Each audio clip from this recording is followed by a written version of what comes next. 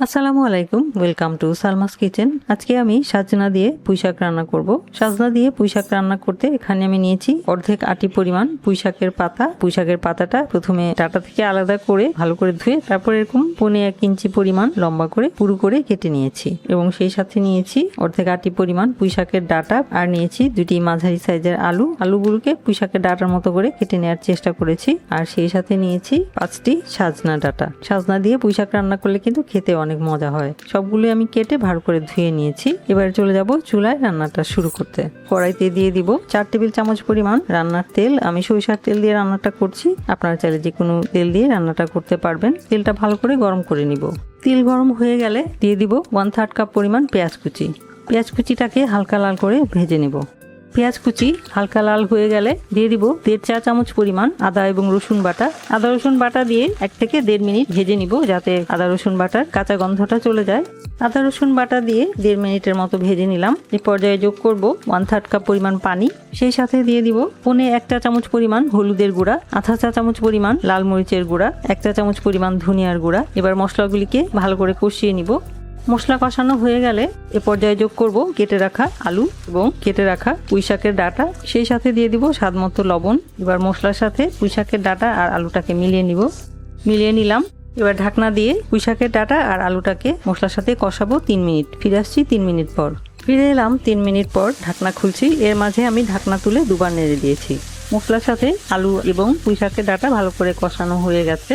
এ পর্যায়ে যোগ করব বেছে রাখা সাজনা ডাঁটাটাকেও এবার সবকিছুর সাথে মিলিয়ে নিলাম। এখন আবারও ঢাকনা দিয়ে সাজনা ডাঁটাটা সহ রান্না করব 2 মিনিট। এর মাঝে ঢাকনা তুলে একবার নেড়ে দিব। ফিরে আসছি আর 2 মিনিট পর। ফিরে এলাম আরো 2 মিনিট পর। ঢাকনা খুলছি। সাজনা ডাঁটাটাও মশলার সাথে কষিয়ে নিলাম। সাজনা ডাঁটা পুঁইশাকের ডাঁটার পরে দিলাম, কারণ সাজনা ডাঁটাটা পুঁইশাকের চেয়েও কিছুটা নরম, তাই সাজনা ডাঁটা পরে দিয়ে কষালাম। একসাথে দেওয়া যেত, কিন্তু যেহেতু সাজনা ডাঁটাটা একটু নরম, একসাথে ভেজে নিলে দেখা যেত যে সাজনা ডাঁটাটা নরম হয়ে গেছে, কিন্তু পুঁইশাকের ডাঁটা নরম হয়নি। এবারে যোগ করব সেদ্ধ হওয়ার জন্য পানি।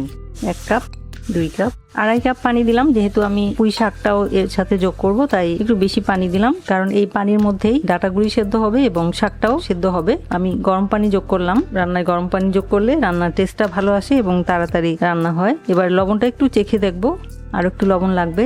আর একটু লবণ দিয়ে দিলাম, নেড়ে চেড়ে এবার ঢাকনা দিয়ে দিলাম 5 মিনিটের জন্য। ফিরে আসছি 5 মিনিট পর। ফিরে এলাম 5 মিনিট পর। ঢাকনা খুলছি।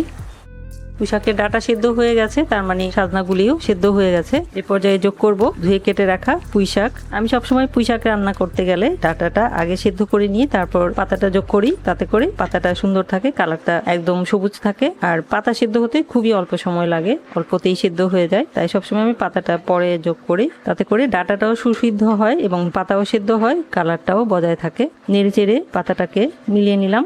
আলুটাও সেদ্ধ হয়ে গেছে, চেক করে দেখলাম। এবার ঢাকনা দিয়ে রান্না করব 3 মিনিট। 3 মিনিটেই পাতাটা সেদ্ধ হয়ে যাবে। ফিরে এলাম 3 মিনিট পর। ঢাকনা খুলছি।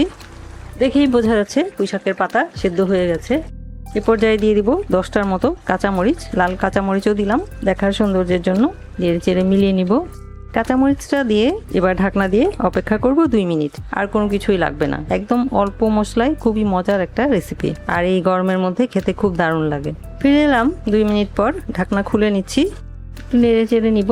রান্নাটা আমার হয়ে গেছে, সবকিছু একদম সুসিদ্ধ হয়ে গেছে এবং পাতার কালারটাও সুন্দর আছে। এবার আমি চুলাটা বন্ধ করে দিয়ে পরিবেশন করে নিব। যদি কালারটা একদম সবুজ রাখতে চান তাহলে সাথে সাথেই পরিবেশন করে নিবেন, তাহলে এই পুঁইশাকের কালারটা একদম সবুজ থাকবে। কড়াইতে রেখে দিলে কালারটা একটু ফেড হয়ে যাবে। রান্না করে নিলাম সাজনা ডাঁটা দিয়ে পুঁইশাকের তরকারি। এভাবে সাজনা ডাঁটা দিয়ে পুঁইশাক রান্না করলে কিন্তু খেতে অনেক মজা হয়। তো আশা করছি সাজনা ডাঁটা দিয়ে পুঁইশাকের এই রেসিপিটা আপনারা তৈরি করে খেয়ে দেখবেন। আশা করছি এই গরমের মধ্যে অনেক শান্তিতে ভাত খেতে পারবেন। ভিডিওটি দেখার জন্য এবং এতক্ষণ সাথে থাকার জন্য অসংখ্য ধন্যবাদ। সবাই খুব ভালো থাকবেন। আমার আর আমার পরিবারের জন্য দোয়া করবেন। আল্লাহ হাফেজ।